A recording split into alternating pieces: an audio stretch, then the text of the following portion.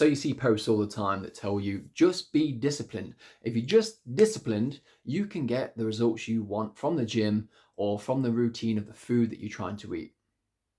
Sounds great, right? In theory.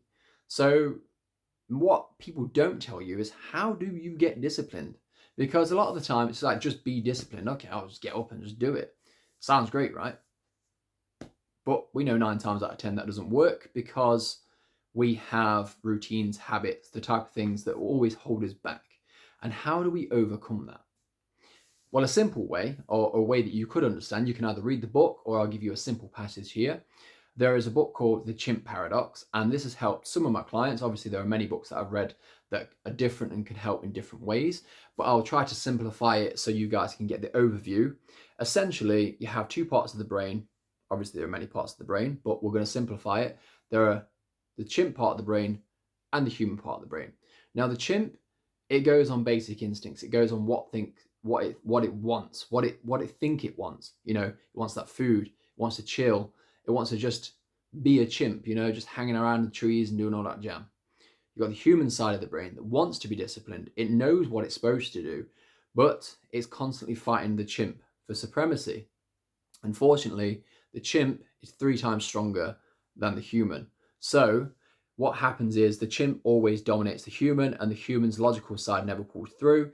So if you wanted to go to the gym, the chimp goes, nah, not doing it, chills out, eats the food it wants. Then later on, the human side feels really bad because it feels guilty and it supersedes the pain pleasure factor. So you end up with the same problem the next day and the next day and the next day. So how do you overcome that? How do you overcome your chimp? Well, instead of fighting your chimp, because the humans are like, come on, let's just do it, discipline, discipline, discipline, that doesn't work. What you have to do is reason with your chimp. Now, how do you reason with the chimp?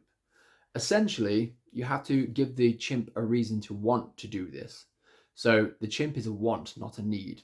Okay, say to your chimp, for instance, what if we make this food? Will it take too much time out of our day? Maybe not, but I don't really want to do it. Okay, so how about, chimp, if we just do this for half an hour, we can go back and we can chill afterwards.